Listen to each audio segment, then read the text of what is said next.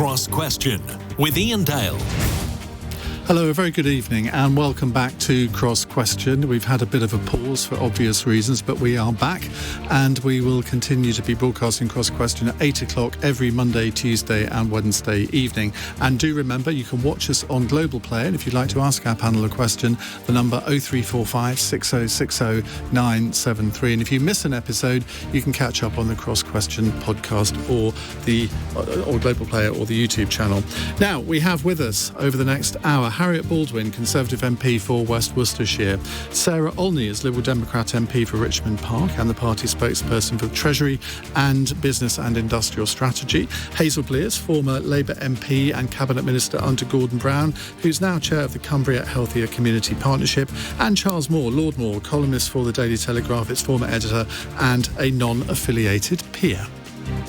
Call 0345 6060 973. Tweet at LBC. Text 84850. Cross Question with Iain Dale. This is LBC.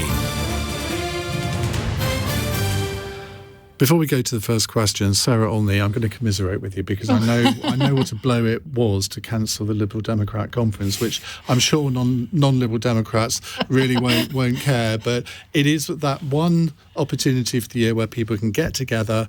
It raises a lot of money for party funds as well with the exhibition. And it's not something that you can organise for later in the year, really, is it? No, we looked at lots of possibilities. We were hoping just to delay or maybe hold a bit of it, but nothing really was possible within the constraints of the morning period. And it really is. It would have been our first in-person conference since the 2019 general election. And so I can't tell you how much everybody was looking forward to it. Certainly all the MPs who were elected at that election have not had conference as MPs yet. And there's so much to talk about right now.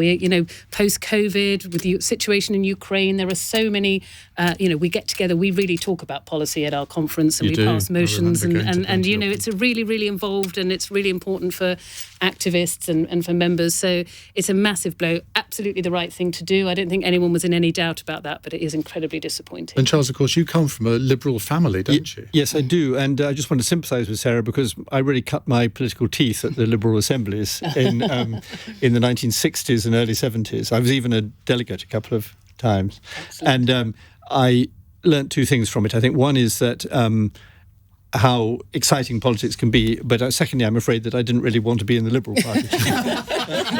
Well, it's surprising, isn't it, how many politicians start out as Liberal Democrats? I was a member of the Liberal Party for 6 months in 1978. You're in good company. Until I heard a speech by Margaret Thatcher. Then that was it for me. Any Liberal connections, Hazel Blears? Not Liberal connections, but I've just cast my mind back to when I was chair of the Labour Party, and obviously had to go to a conference and be in charge of all the arrangements. And the nights when I was up till kind of 2, 3 a.m, not having a drink and dancing, but negotiating with the National Policy Forum and the trade unions, I was very glad that those days are behind me.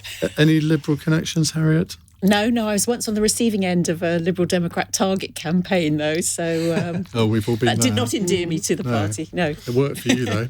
Right, let's go to our first question. It's from Simon in Wootton-under-Edge, which I've never heard of. Simon, where is Wootton-under-Edge?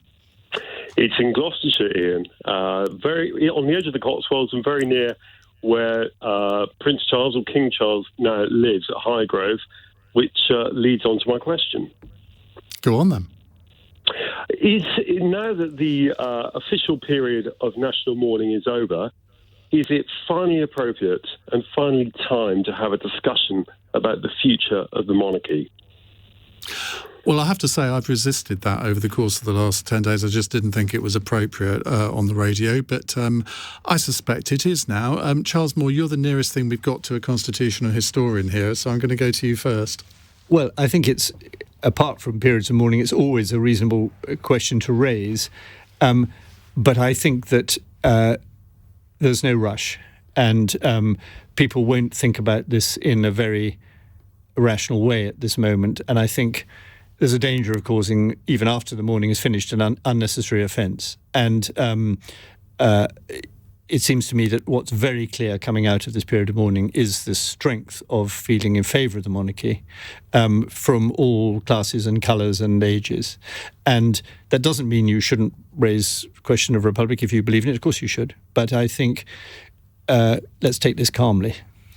Hazel, Blears, I think one of the interesting phenomena over the past 2 weeks has been the number of people who've said, well, I'm not a monarchist. In fact, if anything, I'm a Republican, but I've been really affected by the Queen's death, which I wasn't expecting to hear. And I wonder whether that will have a longer-term influence on this whole debate. I think that's very personal to the Queen. I think there's a kind of feeling that she was there for 70 years, which is an amazing period of time. She's lived through history, she's lived through the ups and downs, the war, all of this, and people could actually relate to the Queen. I think it might be more difficult for the King, and we'll see how that plays out. Like you, I think if you want to have a debate, then you should have a debate. We live in a democracy and people are entitled to voice their opinions. I think it's a little bit too soon. I think the private morning's, in fact, still happening for another week. So at least for another week. But I think it's a debate worth having. And we should be mature enough, grown up enough to look at different models of the way in which we govern ourselves. But I think for the Queen, she was a very special person. And I think that's been shown the last few weeks, how the British public actually regard her. She's not a kind of inherited despot. She's somebody who did understand people's lives. Any Queen anecdotes? You must have met her. I met her quite a few times as a Privy Councillor, and she was always gracious and polite. But what did make me smile, I think it was probably the first time I went, and I was very nervous. And the Queen's very clear when she's heard enough from you. How does this manifest itself? You say your words, and that's fine, and she nods. And then when she's had enough, she has a bell, and she goes, ting! And your time's up, which is fine. Maybe I ought to have one of those on here. But I do think the last Harriett. 2 weeks where we've seen both a change of Prime Minister and a change of monarch have really underlined to me how incredibly lucky we are to live in this democracy that is also a constitutional monarchy, because it's shown that we can peacefully pass power in this way. And you only have to look around the world to see that there are very few countries that would be able to make those kinds of changes in the peaceful way with the consent of the people that we've seen in the last 2 weeks. Okay, Sarah? I think what's been extraordinary, I think, about the last 10 days, quite apart from the personal reaction we've all had to the death of the Queen, and I think you're right, I think it took a lot of people by surprise how strongly they felt about it. But I think it's been really fascinating to observe how our constitution works in practice. For so many of us, it's just been largely theoretical, because we've known, obviously, that once the Queen died, the throne would pass to Charles, but to actually watch it happen in real time has been really, really interesting. And I think for a lot of people, it really did underpin the value of a constitutional monarchy, that we've always known it was going to be Charles who would follow the Queen, and that happened. And as Harriett said, very little disruption, very little difficulty.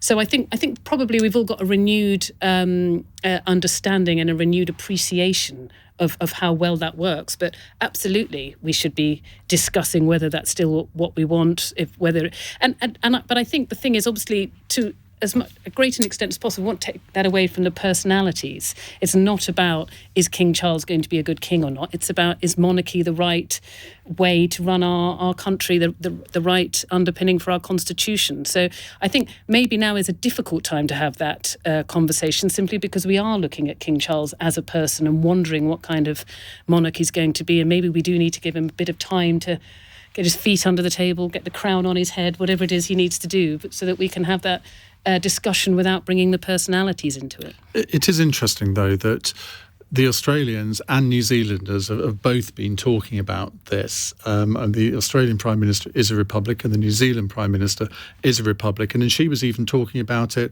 I think, the day before the funeral, which I thought I slightly winced at. But I mean, it's going to be very interesting to see, Charles, whether the Commonwealth survives in its current form, isn't it? I mean, the Queen is not head of state of every Commonwealth country, but or wasn't. But I think there's going to be a debate about the whole future there too. There will be some, but I think it's important to realise that the way the system works is it's so instantaneous, so that the dangerous moment of transition actually is rather not so dangerous, because it happens. And so the King is already King of Australia and New Zealand. It's not a debate about whether he is going to be, he is. and just as much as he's the king here. And he's already the head of the Commonwealth, because it's one of the things that the Queen arranged at the Commonwealth conference in London a few years ago, that he would be the next head of the Commonwealth, which was by no means a given. And so he is. And I think that's important, because that gives a certain security. And I noticed that even the New Zealand and Australian prime ministers, who, as you say, are themselves Republicans, they're not actually pushing it that hard. They wish to maintain the Republican constituency. They may do something about it, but I don't see a sort of floodgate of this opening. And there's a distinction, if I may, between the Commonwealth, where the king is head of state in only a subset of the Commonwealth countries, and the Commonwealth has actually been expanding. The debate that people are having is whether or not they still want King Charles as head of state or to be a monarch. It's about but it's different from being in the Commonwealth. Countries, there are now 56 Commonwealth countries, so they've just added 2 more at the last Commonwealth Heads of Government meeting. So that's a growing family of nations that are just aligned in terms of the things that they believe in. It's been quite interesting to sort of observe the transition, because as Charles says, there wasn't a transition. The Queen dies and then the King is immediately there. And I still find it weird to say the King, or when it's not QC anymore, it's KC, and all sorts of little things. Do you think, Hazel, that we're now going to embark on a period of national introspection and think, what kind of country are we? I think most people would agree the funeral ceremony, the whole day, showed this country maybe in its best light. It was a brilliant feat of organisation. But we don't just want to be known for being able to do pageantry well, do we? Well, absolutely, that's the point. The pageantry was amazing, but the challenges that we're likely to face in the coming months, in terms of the cost of living, the energy prices, all the things hopefully that we're going to talk about today, this is in a completely different place to having, if you like, an introspective conversation about constitutional matters. I think there are going to be some really big challenges for all of us to face, and just to be having a constitutional conversation at this point. I don't think there's going to be space in the national debate for that, because these issues are going to affect real people in real time. And we're about to move on to talk about some of those real issues. Very good link there. You should have a job in radio, Hazel. Keep your calls coming. 0345 6060 973. You're listening to or watching LBC's Cross Question with me, Iain Dale. It's 8:15. This is LBC.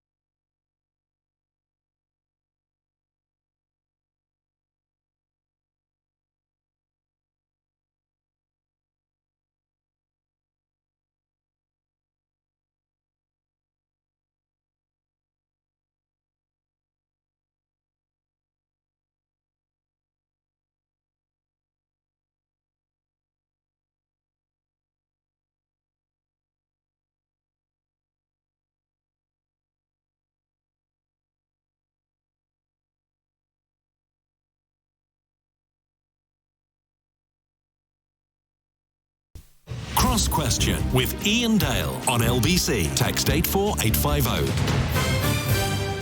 17 minutes past 8. With me on the cross-question panel are Harriett Baldwin, Conservative MP for West Worcestershire, Sarah Olney, Liberal Democrat MP for Richmond Park, Hazel Blears, former Labour Cabinet Minister, and Charles Moore, Lord Moore, non-affiliated peer. What does this non-affiliated mean? It's a slightly awkward phrase. It's much too arcane to be really worth explaining. It is like a sort of small subsection of crossbenchers. Right. It just means you don't have to obey a whip. From my point of view, I was very keen not to be attached to a party, because I think it's difficult if you're a journalist for that to happen. Right. Let's go to our next question. Mike is in Beverley. Hello, Mike. Good evening, Ian. Yes, my question for the panel is, does the panel think that tax changes that benefit the well-off in society more than the poorest in society is the way forward in a modern Britain? And that's what you imagine is going to happen on Friday in this so-called fiscal event, that they will announce tax cuts which benefit the better off? Yeah, and when Liz Truss was questioned about this, is it fair, she quite simply said, yes, it is. Harriett Baldwin, I don't think you supported Liz Truss, did you, in the I've gone from contest? backing the runner-up in the previous leadership election to backing the candidate who came third. So I was a Penny Mordaunt supporter. So I'm sort of downwardly mobile in politics. Which explains why you didn't get the ring to be a minister again, I suspect. But there we go. So what do you think about this? Because the kind of tax cuts that Liz Truss seems to be contemplating, of course we don't know yet, in theory would benefit those who you might think, well, they don't need to be benefited. Well, as you say, we don't know yet. So what she campaigned on was reversing the national insurance rise that was put through, that was effectively breaking one of our manifesto pledges. So she's committed to winding that back. And she's also committed not to increasing corporation tax. And I'm expecting those two things to be announced on Friday, but we don't know yet. And do you support them? I can support both of those measures because, the other ones, it would kind of hold your nose because they were breaking manifesto pledges. And I think the rationale behind them is that we grow the pie so that we help the whole economy, and the economy itself grows faster than it would have done if we hadn't done it. So I think there's a lot of logic in that. Whether it will happen immediately or whether you can actually measure what the difference would be, that will be something we will argue about, I think, on your programme for many months to come. But I think the approach has been very clearly outlined. For me, what I'll be looking at as a member of the Treasury Select Committee is what the impact is on the inflationary pressures and whether we can get those down, because I think that's the biggest robbing factor in our economy at the moment, in terms of robbing the poorest the most as well. And we've got to get inflation under control. If you want to get economic growth going, which seems to be the main thing that Liz Truss is concerned by, surely it would be better to stimulate the people at the lower end of the economy who don't have a huge amount of disposable income.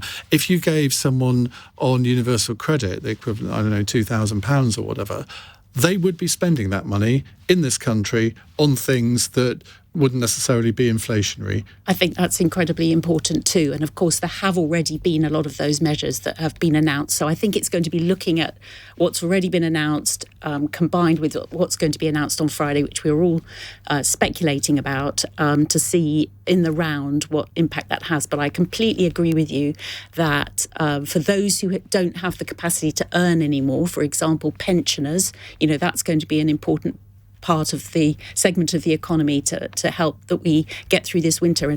And bear in mind that there will be the other element of the package, which is around the energy prices. And there I do think we have to acknowledge that Putin has weaponized the price of energy against the West. And he's trying to weaken our resolve to stand up to him by putting up the price of gas this winter. And we will not allow that to happen. And that's why we've got to protect people from that element of a weapon that Putin has basically directed against the poorest in our society. Hazel Blears, I think I heard a little bit of sighing during some of Harriet's answer there. Well, not aimed at you personally, Harriett, at all. But I think I read in the papers that reducing the national insurance and corporation tax is going to benefit the poorest people, poorest families in this country by 63 pence a month. Now, we are facing inflation, the like of which we've not seen for, 30, 40 years. We're facing a cost of living crisis.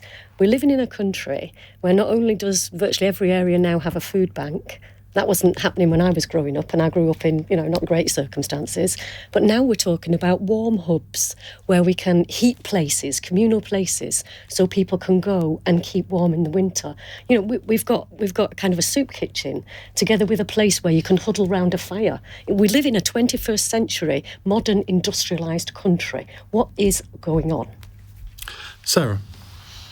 Well, I think Liz Truss saying that we've absolutely got to go for growth and having the target 2.5% growth. I mean, that's something I think everybody can agree with. But I'm really doubtful that her plans for tax cuts are going to achieve, everything she wants them to achieve. I think we've got to be looking much more at investing in our green economy, specifically in renewable energy, to overcome some of the issues that Hazel and Harriett were both raising about our energy security.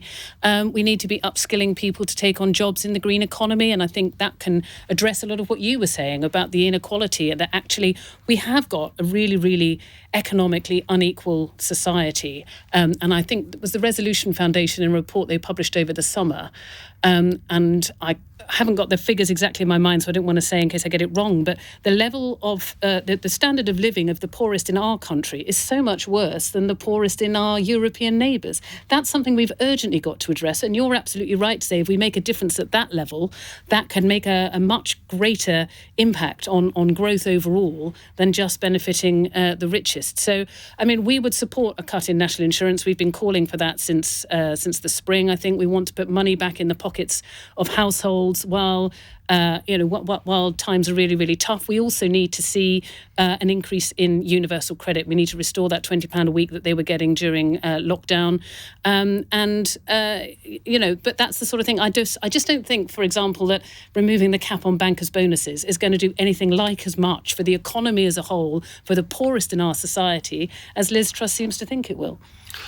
Charles Moore, Joe Biden was quite animated today when he was criticising trickle-down economics. And essentially a lot of the things that Liz Truss seems to be wanting to do would fall under that category, wouldn't they? Yes, I'm not sure it's the most helpful phrase, really. I think what you have to think of what the context here is, which is that in recent years, the Conservatives tend to win because they don't want the government to run the economy. And in recent years, the government has run the economy and spent much, much more. And that's to do largely with the COVID. And now it's to do with the extraordinary energy situation. But it was also, Conservatives should admit, to do with Boris's incredible prodigality with spending compared with what most Conservative Prime Minister would do. So I think Liz Truss is trying to redress that balance. Most Conservatives do believe that the way people in general get richer is through being able to get rewards for their own efforts rather than being directed by the government. And therefore, they want to stimulate the economy that way rather than by the government doing yet another thing and, quote, investing in something. And I think that is broadly the right way to go. I'm not absolutely convinced whether the corporation tax change is going to make such a difference, for example. I'm slightly sceptical on some of this, but I think the overall position is the right one. And people should remember that when it was a great discovery of the 1980s, which remains the case, that when you cut taxes on at the top level, the Treasury actually gets more money in. Now, that we haven't actually cut taxes at the top level yet, but it is a simple fact that if the top rate is 40%, at present it's 45%, but it used to be 80%, actually more money comes in. So that must be, to use a cliche, a win-win situation. If you're charging high earners less and you're getting more out of them, something good is happening. And I think we're moving towards that. The risk Liz Truss is taking is about confidence. Market confidence. And I think she's probably right to do so. I think we do need a sort of fillip. We do need to be quite bold about this. We do need to stop having to say no all the time. But there is a danger that people will think, well, how is this going to work? Are the sums we've been able to borrow very cheaply as a government for years and years now, will we be able to in the future? And she's taking a calculated risk, but it is a calculated one, not a crazy one. Right. Let's take another question. Thank you very much for your question there, Mike. Let's take another question from Anthony in Staines. It's on Liz Truss again. Hello, Anthony. Hello, Ian. Hello, panel. If ex-Trade Minister Liz Truss finds herself unable to get a trade deal with America, may she count herself a failure? Well, she's made very clear today that there isn't any prospect of a trade deal with America in the short to medium term. Her words, not mine, which is quite something when you think about it. Sarah, let's start with you. The government have done trade deals with individual US states, quite a lot of them, but it's not the same as having a deal with the whole country, is it?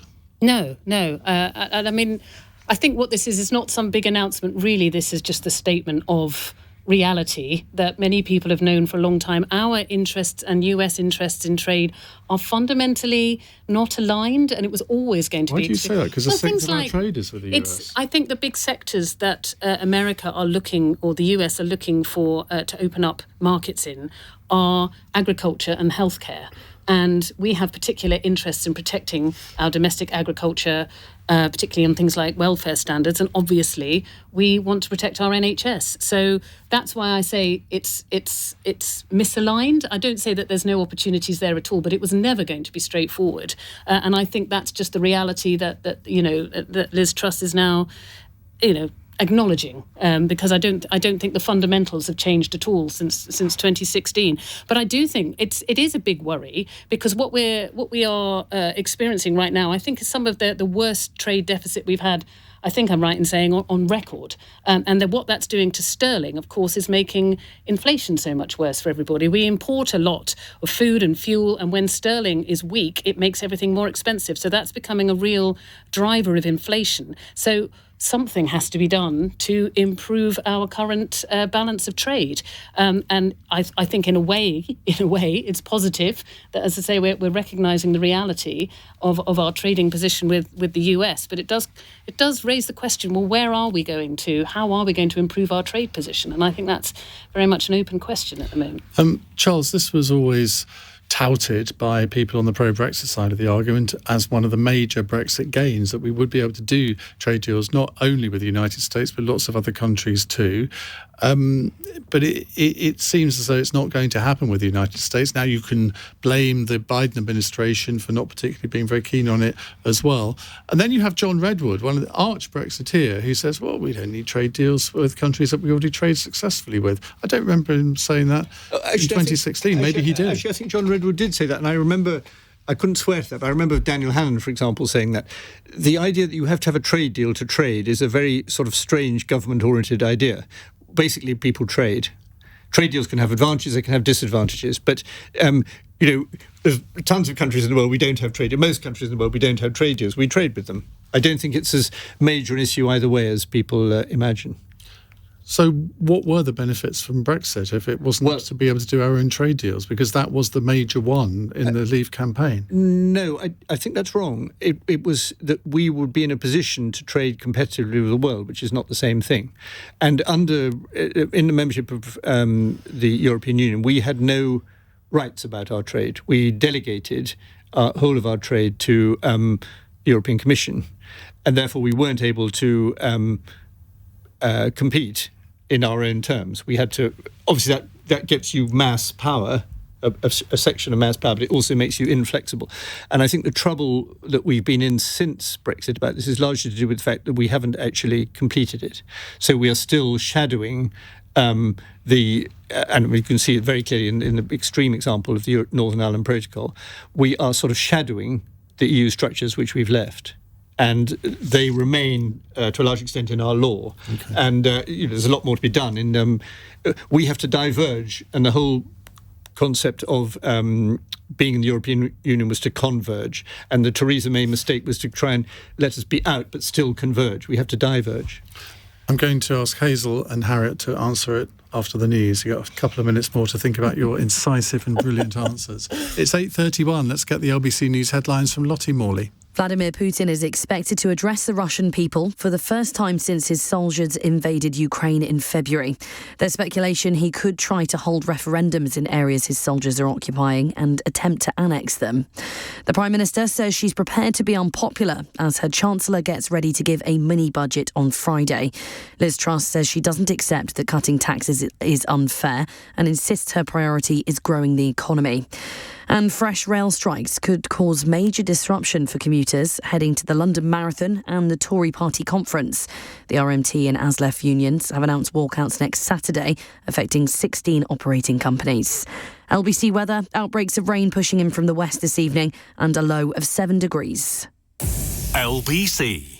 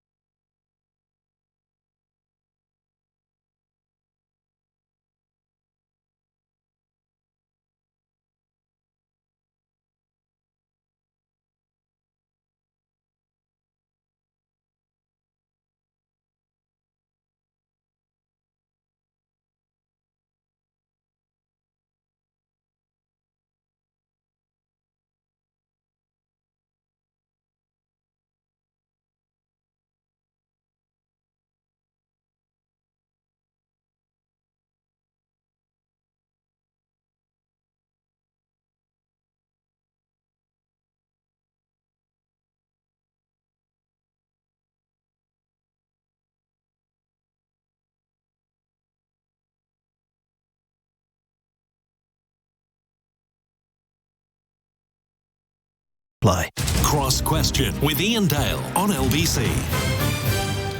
8:35, Harriett, Baldwin, Sarah Olney, Hazel, Blears and Charles Moore with us answering your calls. 0345 6060 973. Hazel is very keen for a question on health for reasons best known. Well, I know why she wants one on health because that's kind of what she does nowadays. But anything that you'd like to ask, 0345 6060 973.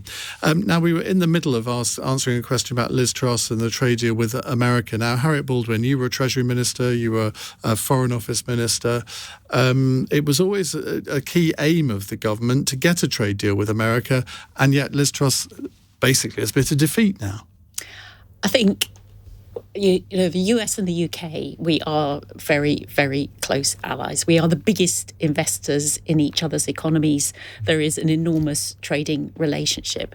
But I'm all in favour of trying to break down those barriers, increase trade further. I'm very pleased that when Liz Truss was International Trade Secretary, she managed to open up for my farmers in Worcestershire the lamb market North America and also the beef market, and tackled some of the tariffs on things like whiskey and steel. But I do think that there would be advantages to both economies. In fact, ironically, I think it would be the US economy that would benefit even more from a free trade deal. I think we've got to continue working at it, continue to try to break down barriers for our businesses here in the UK and export more to America. Hazel? Well, dare I say, as a recovered politician, I think what Liz Truss has done is... You said recovered, not recovering. No, a recovered politician, totally. Liz Truss has done the kind of trick, if you like. You know, she's discounting it now because she knows that it's not going to work. So, you know, credit to her for doing that. But then the second part of the question was, you know, will she be a political failure? I think she's got a lot more on her plate to be a political failure about than the trade deal with the US, frankly, because the way our economy is going and the problems that we're all going to face, you know, the public are going to be up in arms about the issues, the challenges that they and their families are going to be facing. So I think the US trade deal in macroeconomics is obviously very important. But in terms of how people feel about her as the new Prime Minister in a new government, I think she's going to be on pretty shaky territory. OK, David in Horsham says, why do we only focus on the economics of Brexit? I voted to leave because I don't want to be part of the United States of Europe, which is where the EU is headed. I was happy to accept there would be some economic consequences. Freedom does not have a price. And that, I mean, Charles Moore, that's an interesting perspective because it's one we don't hear very often, because people always automatically assume that anybody who voted to leave the EU did so on the basis that everyone would be much better off and the land would be flowing with milk and honey. Well, I would very strongly agree with David's position because I think it is fundamentally a question of whether you're an independent democratic country. But I don't want to get in the situation in which you say, OK, I'm delighted to be poorer. That's not the point of it. And there's no reason why we should be. And I think either way, the advantages of staying or leaving were economically quite marginal. It cuts both ways. But I think we're suffering now, partly because the global economy is suffering for all sorts of other reasons, and partly because, as I say, we've jolly well done Brexit in a sort of parliamentary and legal sense, but we haven't worked through the whole process. And by the way, I'm not surprised because it takes... As we built up in our membership, we built up a great accumulation, you know, the famous acquis communautaire, which grew and grew and grew. And that took a long time, and it's going to take quite a long time to get rid of that acquis. Just by way of balance, Francis says, have Brexiteers no shame? Excuses after excuses. For God's sake, just admit you were wrong and the country can move on. I think we'll leave that one hanging, shall we, or treat it as a rhetorical question. Let's go to Evan in Slough. Evan, hello, what would you like to ask? Hi, Ian. With the drive in the UK to close the energy gap with nuclear and green, if we produced all our own energy, based on current government policy, would the people in the UK, would we still need to pay 80% more for energy if we could produce all our own energy? That's a complicated one. I'm glad I don't have to answer it. This is given that we subsidised it. I think the other point to make is that we're still exporting 27% of our gas to the EU at the moment because we haven't got the storage facility for it. So if we could actually use that ourselves, maybe prices wouldn't be so high. Hazel? Well, I think it's a great question. Obviously, for us to be completely self-sufficient and to be generating surplus, then we need to look at a much wider range of ways of getting our energy. I've been quite disappointed in the past at the unwillingness to go for nuclear. Boris Johnson has been a big champion of nuclear, and obviously I now live in Cumbria. We've got a lot of really good experience in terms of nuclear. The small modular reactors that Rolls-Royce are pushing now, you know, they're not the great big monoliths, but actually they could really add to our energy supply. The offshore wind that we've got, you know, that we need to build up. All of these are ways in which we can not just be self-sufficient, but we could actually be providing energy for why others. Didn't the government that you were a member of go nuclear? Some people say it did go nuclear, but not in that way. When you resigned,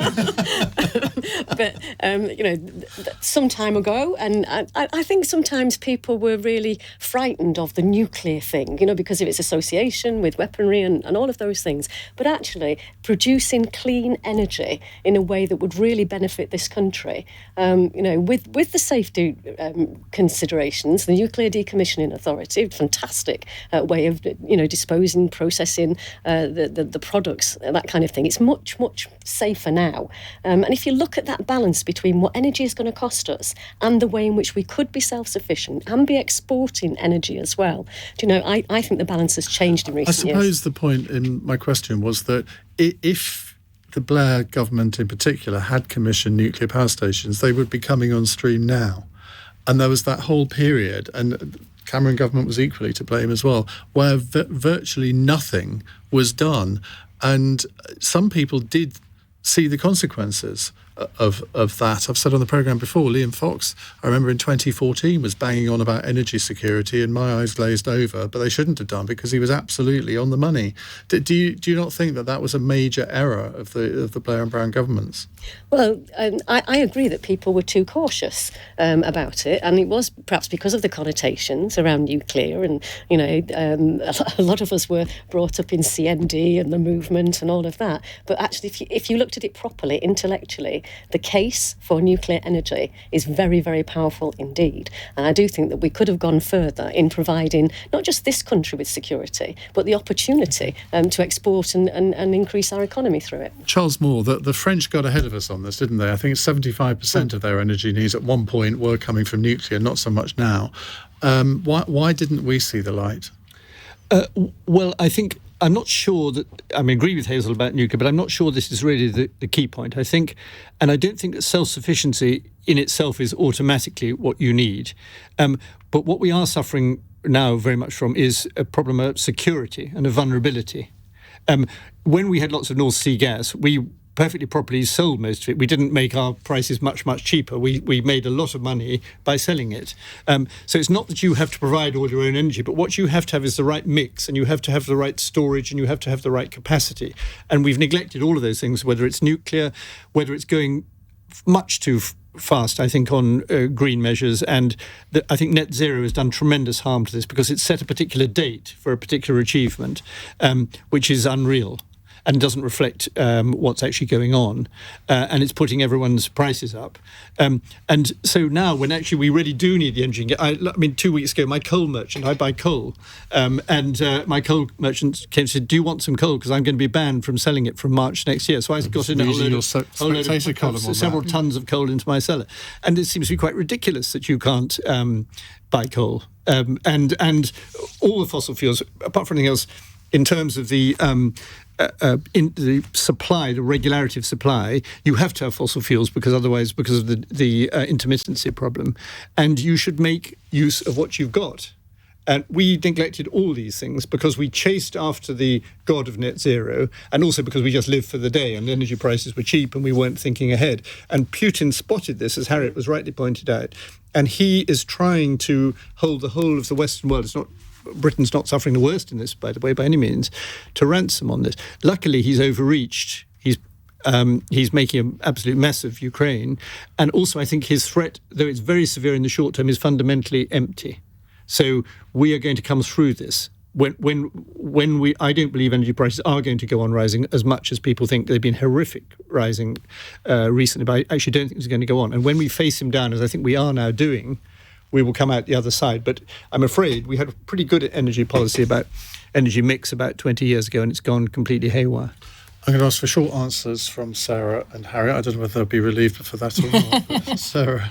Well, actually, I think one of the reasons we're really struggling at the moment is because we use so much gas in this country. And what we also really need to focus on is reducing our energy consumption. We need to really be insulating our homes. And I think that will, and if we could start with the lowest income families and a proper programme of insulation, we could make a real difference right now to how warm people's homes are going to be this winter. And I do think that's the bit which actually the government could affect much more quickly, much more effectively. We could upskill, we could create loads of new jobs all over the country.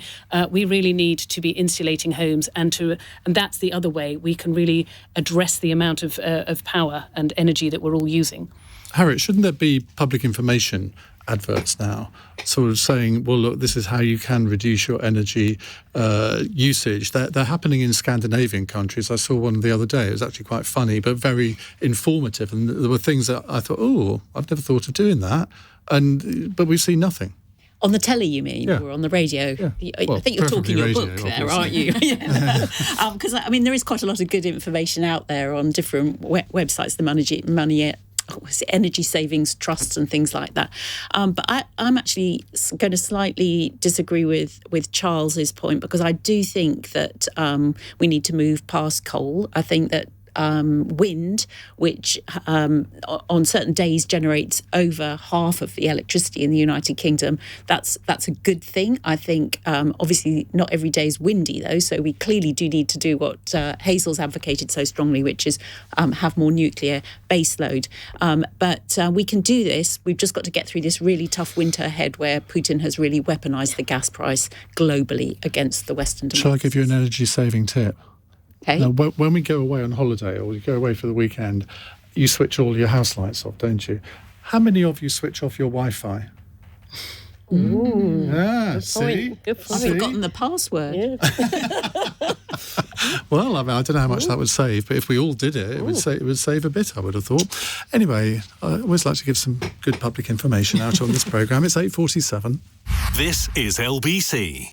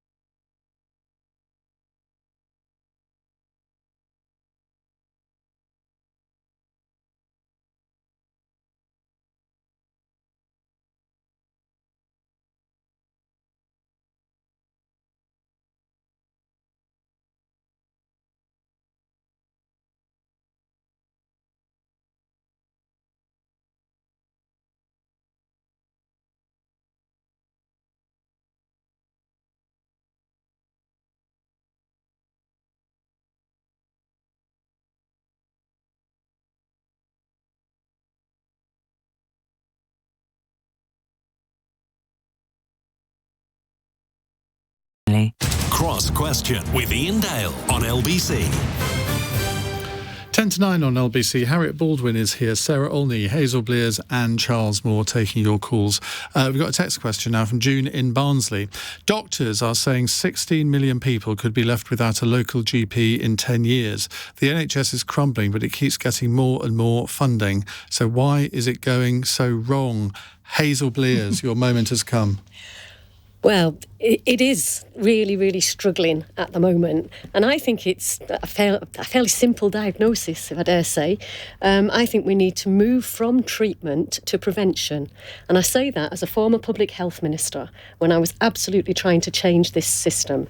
And, more GPs, more funding, more money.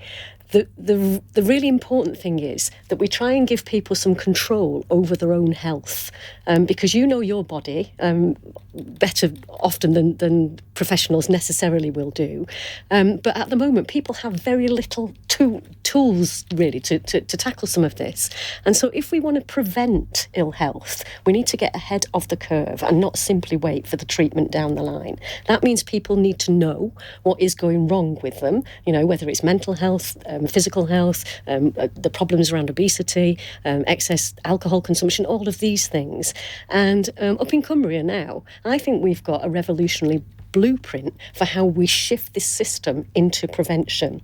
We've got an organisation, Circular One Health. We're working with BAE Systems, who've got a 50-year pipeline for the nuclear submarines. They need their workers to be healthy and fit and productive. So they're working with us. We're doing screening to look at blood pressure, cardiovascular, to look at lifestyle changes. And then it's not just the screening, it's then providing help for them for people to tackle those kind of problems. Now, that is a very different model to simply going to the GP when you can't get an appointment, you can't get treatment done, you're waiting for an operation, and it's empowering people to take control over their own health. And for businesses, not just BAE, but for lots of big businesses, they want their workers to be productive. So there's a benefit in it for them. I call it doing good is good business. You do the right thing and you get some commercial return. You get less sickness, less long-term absenteeism. Do you know the figures for people on long-term sick went up in the last 3 months by 352,000 people.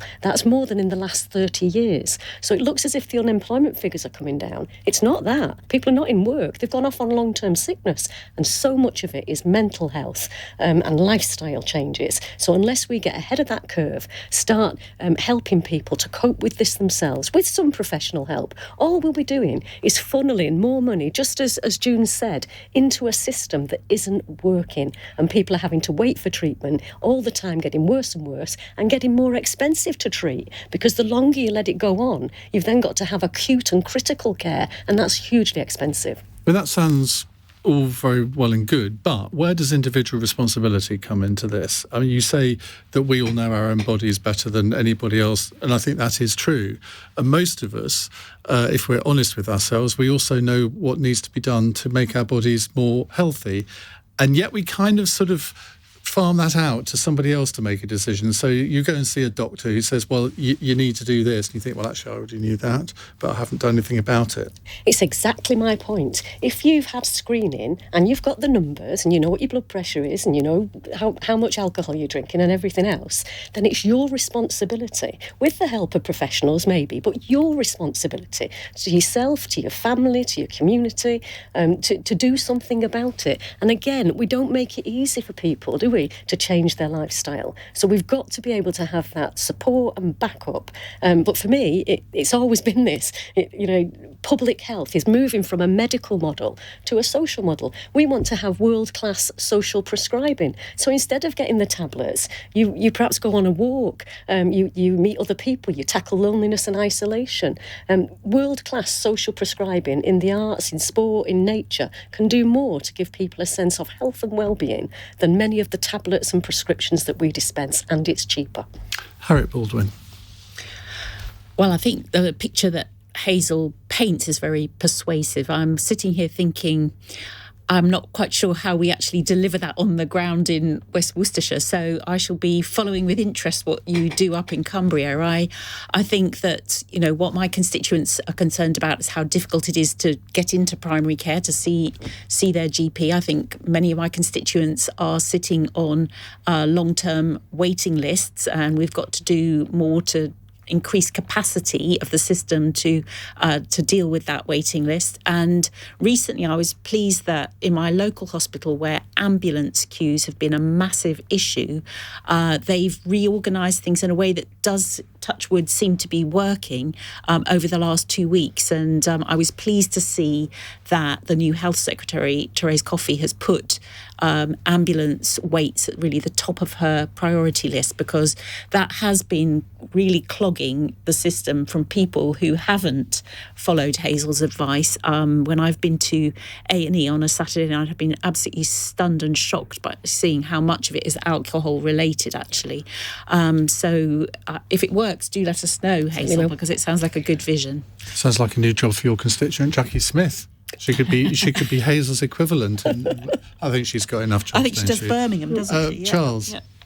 Well, I like what Hazel's saying about prevention, but she mentioned the system, and I think the first truth we have to acknowledge, and we are coming around to it more, but we still haven't really begun to get there, is that the National Health Service is a very bad system.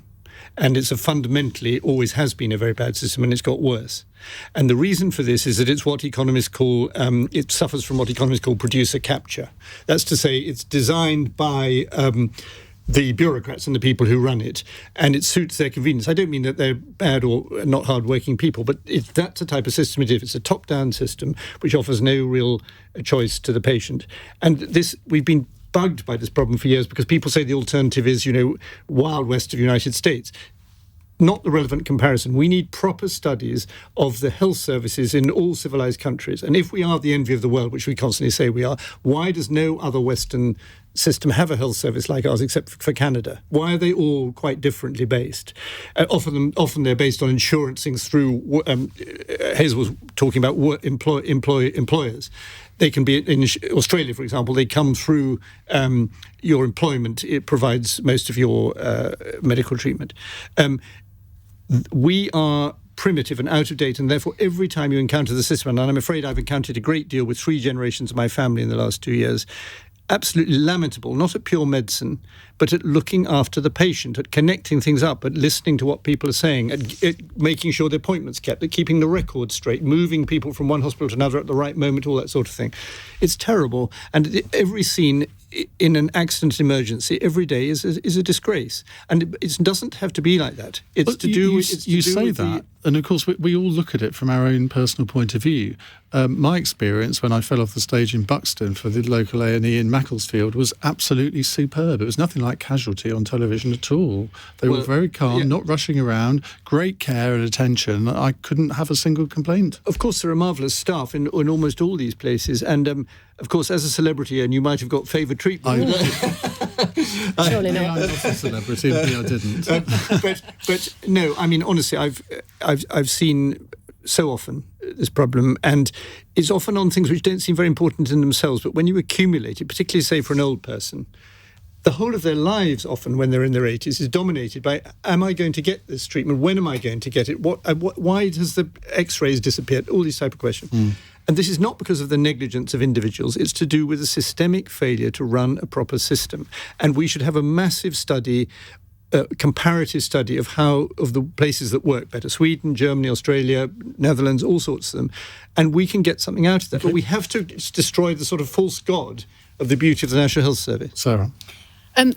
I think the biggest issue that the NHS is currently facing is workforce, and I hear this every time I'm speaking to health leaders in my constituency. They are really, really struggling to fill vacancies, and that is what's causing the biggest problems. At the moment, I mean, a lot of the ambulance crisis, I wouldn't describe it as a crisis in southwest London, an ambulance challenge, but it's because they can't discharge patients because there's no social care, there's nobody to look after them. We don't have enough people in our social care workforce. And I think one of the bigger issues that we're facing in southwest London is around mental health provision, and particularly the time it takes to get that first appointment. And when I speak to local mental health leaders, it's not so much that they don't have the budget, they just cannot find the people, the skilled people with the right kind of experience.